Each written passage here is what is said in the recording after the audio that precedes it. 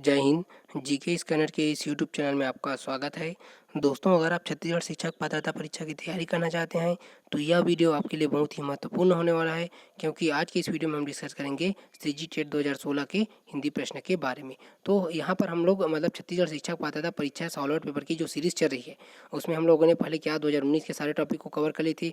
उसके बाद जो है 2017 के सीजी टेट के अंतर्गत उसको सारे टॉपिक को कवर कर ली थी, और आज का हमारा है सीजी टेट 2016 का। ठीक है, तो अभी तक छत्तीसगढ़ में लगभग 5 बार सीजी टेट का आयोजन हुआ था, जिसमें से 2019 में हो गया, उसके पहले 2017, फिर 2016 और 2014, 2011 में। ठीक है, तो जैसे जैसे आगे बढ़ रहा है उसके अनुसार क्या है, क्वेश्चन का जो लेवल है हाई लेवल तक होते जा रहा है। ठीक है, पहले का अगर आप सीजी टेट 2011 का क्वेश्चन सॉल्व करेंगे तो आप आसानी से सॉल्व कर सकते, लेकिन जैसे जैसे आगे बढ़ा, फिर 2014 में आया, फिर उसके बाद जो है 16 में आया, 17 में आया, फिर अब 19 में, तो क्वेश्चन का लेवल जो है हाई होते जाता है। ठीक है, तो हमको एक चीज़ याद रखना है कि हम जैसे भी अब आगे कहीं भी, चाहे हम बात करें सीजी टेट 2020 की, इसके बाद भी जब एग्जाम होता है तो उसमें जो है क्वेश्चन के लेवल हाई होते जाता है। ठीक है, तो हमको क्या करना है, अगर पुराने सॉल्व पेपर को सॉल्व करेंगे तो आपको जो है अगर आने वाले एग्जाम में है पेपर सॉल्व करने में बहुत आसानी होगा। ठीक है, तो यहाँ पर हम बात करने वाले हैं सीजी टेट 2016 के हिंदी के 29 प्रश्नों के बारे में जो 2016 में पूछे गए थे। ठीक है, और ये प्राथमिक स्तर पर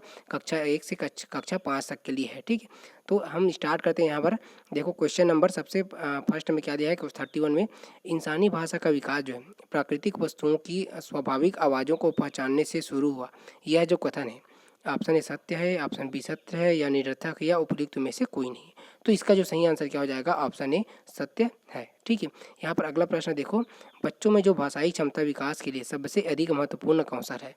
सुनना और बोलना, पढ़ना और लिखना, लिखना और बोलना, और सुनना, बोलना, लिखना, पढ़ना।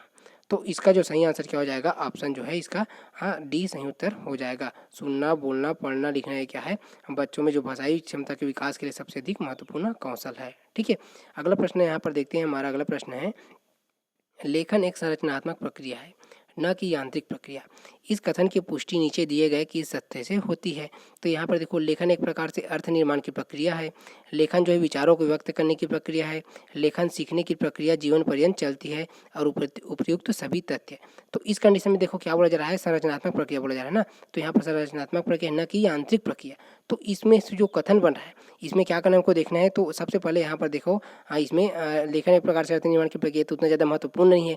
ठीक है, किस तथ्य से होती है, उतना ज़्यादा महत्वपूर्ण नहीं है। तो यहाँ पर देखो, लेखन विचारों को व्यक्त करने की प्रक्रिया, ये भी महत्वपूर्ण है, लेकिन इसमें क्या है कि इसमें भी थोड़ा सा अलग सा क्या हो रहा है कि ये दोनों महत्वपूर्ण हो गया, लेकिन इसके बाद जो है लेखन सीखने की प्रक्रिया जीवन पर्यंत चलती रहती है। तो यहाँ पर देखो, ये वाला, तो ये दोनों अगर महत्वपूर्ण है तो दोनों क्या है कि दोनों में से एक ऑप्शन तो सही हो सकता है, लेकिन हमें क्या करना है, यहाँ पर दो ऑप्शन सही है, तो ये भी ऑप्शन क्या हो सकता है, सही हो सकता है। तो इसलिए यहाँ पर जो इसका सही आंसर क्या हो जाएगा, उपयुक्त सभी इसका सही उत्तर होगा। ठीक है, तो यहाँ पर आंसर क्या आ जाएगा, उपयुक्त सभी। ठीक, अगला प्रश्न की ओर आगे बढ़ते हैं।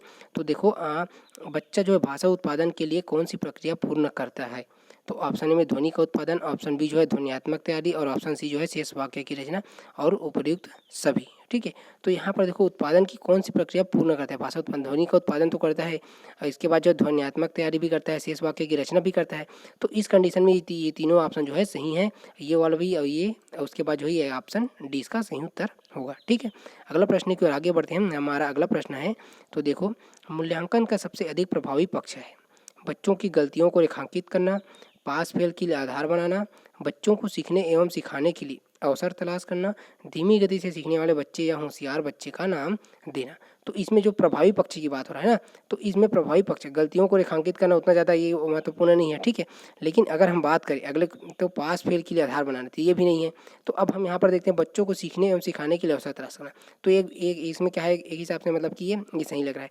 लेकिन इसके बाद जो हमारा चौथा ऑप्शन भी देख लेते हैं, धीमी गति से सीखने वाले बच्चे होशियार है बच्चे का नाम देना, तो ये उतना ज़्यादा महत्वपूर्ण नहीं है। तो यहाँ पर जो है सबसे प्रभावी पक्ष की बात हो रही है ना, तो प्रभावी पक्ष में ये आ जाएगा कि सीखने एवं सिखाने के क्या करना, हमको जितना ज़्यादा अवसर तलाश करेंगे उसमें क्या होगा, बच्चे उतना जल्दी सीखेंगे। ठीक है, तो ये हो गया। अब अगला प्रश्न है, यहाँ पर देखिए क्वेश्चन नंबर 36।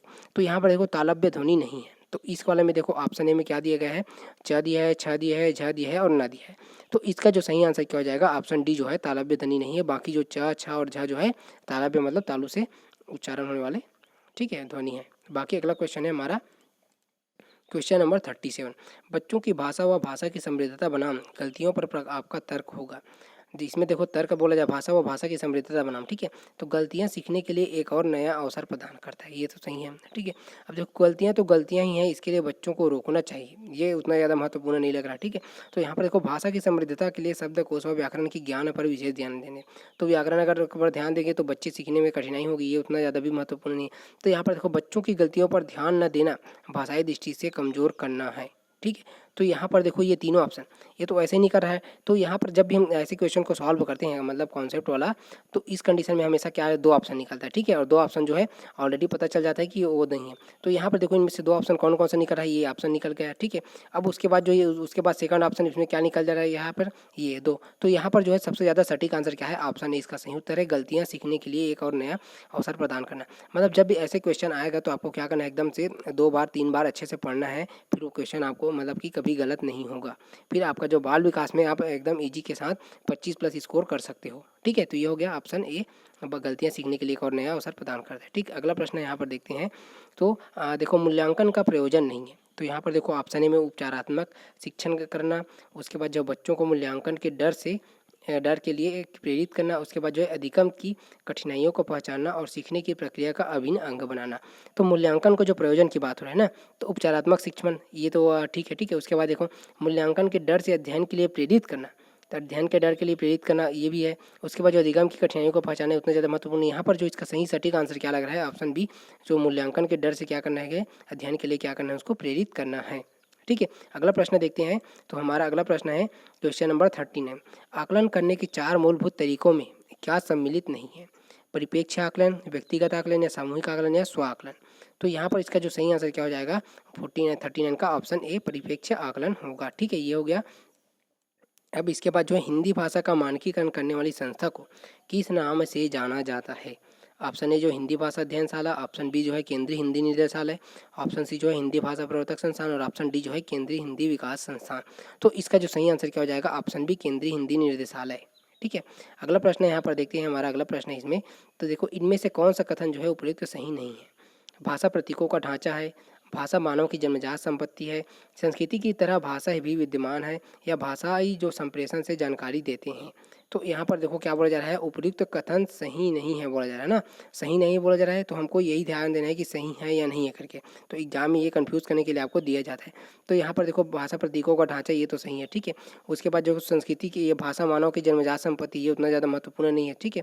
अब इसके बाद देखते हैं संस्कृति की तरह भाषा भी विद्यमान है, तो ये भी एक बार सही है। अब देखते हैं भाषाई जो संप्रेषण से जानकारी देते हैं, तो ये सही है। लेकिन यहाँ पर जो है भाषा जो है मनुष्य की क्या है, जन्मजात संपत्ति नहीं है। तो यही हमारा क्या है, उपयुक्त कथन जो है सही नहीं है। इसका सही आंसर क्या हो जाएगा, ऑप्शन बी सही उत्तर होगा, ठीक है। अगला प्रश्न यहाँ पर देखते हैं।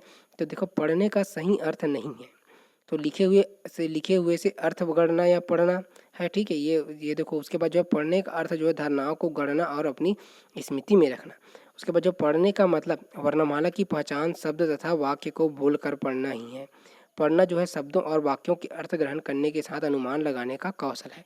तो देखो यहाँ पर जो है इसमें क्या बोला जा रहा है, पढ़ने का जो मतलब जो है वर्णमाला की पहचान शब्द तथा वाक्य को बोलकर पढ़ना ही है, ये ऐसा नहीं है।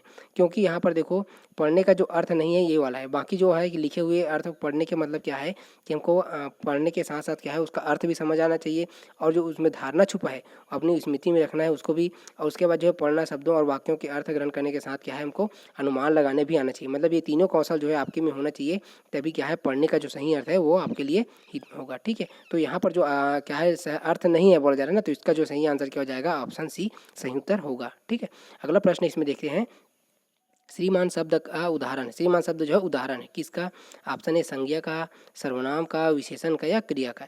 तो इसका जो सही आंसर क्या हो जाएगा, श्रीमान शब्द जो है किसका उदाहरण हो जाएगा, ये ऑप्शन सी विशेषण का उदाहरण है, ठीक है। अगला प्रश्न इसमें देखते हैं। हमारा अगला प्रश्न है मनुष्य के विचारों को पूर्णता से प्रकट करने वाले पद समूह को कहते हैं। ऑप्शन ए शब्दकोश कहते हैं, शब्द भंडार कहते हैं, व्याकरण कहते हैं या वाक्य कहते हैं। तो इसका जो सही आंसर क्या हो जाएगा, इसका जो सही आंसर है ऑप्शन डी वाक्य कहा जाता है, ठीक, ये हो गया। अब देखो निम्नलिखित शब्द स्रोत के आधार पर कान्हा शब्द है, क्या है, तत्सम है, देशज है, तद्भव है या विदेशी है।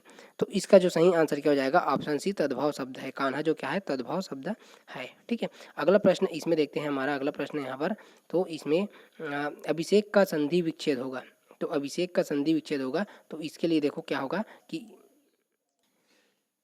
इसका जो सही आंसर क्या हो जाएगा ऑप्शन बी अभिधन सेक इसका सही उत्तर होगा। ठीक है, ये हो गया। अब देखो निम्नांकित में से किस शब्द में कर्म तत्पुरुष है। कर्म तत्पुरुष की बात हो रही है, गृहग्राम, गृहागत, गृह प्रवेश या गृह स्वामी। तो इसका जो सही आंसर क्या हो जाएगा गृहागत कर्म तत्पुरुष कर्म। ठीक है, यही वाला हो गया। अब देखते हैं इसके बाद जो है अगला प्रश्न देखते हैं। इसमें अगला प्रश्न हमारा है इसमें, तो एक मिनट थोड़ा सा। तो यहाँ पर देखो 32 दांतों में जीव लोकोक्ति का आशा है, सुंदर दंत पंक्ति है, खाने के लिए ललचाना है, शत्रुओं से घिरा रहना है, तो अधिक बोलने में सहायक। तो यहाँ पर एकदम साफ समझ आ रहा है कि जो है 32 दांतों में जीव। तो इसका जो सही आंसर क्या हो जाएगा शत्रुओं से घिरा रहना, इसका लोकोक्ति का अर्थ है। ठीक है, अगला प्रश्न यहाँ पर देखते हैं। हमारा अगला प्रश्न है, तो निम्नांकित शब्द में प्रत्यय का जो प्रयोग नहीं हुआ है, तो कहाँ पर नहीं हुआ है, सरकार में नहीं हुआ है, ग्रंथकार में, पत्रकार में या कुंभकार में। तो इसका जो सही आंसर क्या हो जाएगा, देखो ऑप्शन ए सरकार में क्या है प्रत्यय का प्रयोग नहीं हुआ है। प्रत्यय मतलब जो पीछे। ठीक है, बाकी सभी में ग्रंथकार, पत्रकार और कुंभकार में जो है प्रत्यय का प्रयोग हुआ है। ठीक, अब देखते हैं संयुक्त व्यंजन निम्नलिखित वर्ण में है, तो या, ना, त्रा और अंगा। तो यहाँ पर संयुक्त व्यंजन की बात हो रही है, तो इसमें क्या है ऑप्शन सी त्रा जो है संयुक्त व्यंजन है। त्रा जो है, ठीक है, ये त्रा जो है किससे बना है, ये त से बना है, तक से, और किसके बाद किससे बना है, ये र से। ठीक है, त बना है और र से, तो ये क्या है त्रा हो गया। ठीक, अगला प्रश्न है यहाँ पर, तो देखो अधिपति में उपसर्ग है अ, अध, अध और जो है अधि। तो यहाँ पर क्या बोला जा रहा है उपसर्ग। ठीक है ना, उपसर्ग मतलब कि क्या होता है जो शब्द के पहले लगने वाले। ठीक है, तो शब्द के पहले लगने वाले यहाँ पर अधिपति, उपसर्ग में अधि जो है उपसर्ग है। यहाँ पर ऑप्शन डी इसका सही उत्तर हो जाएगा, अधि क्या है इसका उपसर्ग है। ठीक है, एक मिनट, ये हो गया ऑप्शन डी। अब अगला प्रश्न यहाँ पर देखते हैं। हमारा अगला प्रश्न क्वेश्चन नंबर 52। तो अनिवार्य का जो विलोम शब्द है, ठीक है, यहाँ पर अनिवार्य का विलोम शब्द पूछा जा रहा है। तो इस कंडीशन में देखो अपरिहार्य हो गया, अनैच्छिक हो गया, ऐच्छिक हो गया और आवश्यक हो गया। तो इसका जो सही आंसर क्या हो जाएगा, इसका जो सही आंसर हो जाएगा ऑप्शन सी ऐच्छिक होगा। ठीक है, ये हो गया ऐच्छिक। अब इसके बाद जो है अगला प्रश्न है, मित्र अब जवानों जमा खर्च करने में इसमें कुछ नहीं होगा, कुछ ठोस कार्रवाई करो, वाक्य में प्रयुक्त रेखांकित जो मुहावरा का आशा है। तो यहाँ पर देखो ऑप्शन ए मौखिक कार्रवाई करना, इसके बाद जो है मुफ्त का सलाह देना, और ऑप्शन सी जो है मुख्य सहमति दिखाना, और ऑप्शन डी जो है हिसाब किताब में निपुण रखना। तो इसका जो सही आंसर क्या हो जाएगा, इसका 53 का ऑप्शन ए सही उत्तर होगा। ठीक है, ये हो गया ऑप्शन ए मौखिक कार्यवाही करना। ठीक, अगला प्रश्न यहाँ पर देखते हैं। तो यहाँ पर देखो अगला प्रश्न है, नंद कुमार का पर्यायवाची निम्नलिखित में से नहीं है। Option A Nandlal, option B जो है नंद किशोर, ऑप्शन सी जो है नंदनंदन और ऑप्शन डी जो है नंदराम। तो यहाँ पर नंद कुमार का पर्यायवाची की बात हो रही है ना, तो नंदलाल तो है, नंद किशोर भी है और नंदनंदन भी है। इसके बाद अगर हम बात करें नंदराम की, थी ये उतना ज़्यादा नहीं है, यही हमारा क्या है पर्यायवाची नहीं है। बाकी जो नंद कुमार का पर्यायवाची ये तीनों है और ये वाला नहीं है। ठीक है, अगला प्रश्न इसमें देखते हैं। तो यहाँ पर देखो वह किसे देख रहा है, वाक्य में रेखांकित शब्द का जो पद परिचय की बात हो रहा है ना, तो किसे का मतलब कि पद परिचय का बात करना है यहाँ पर।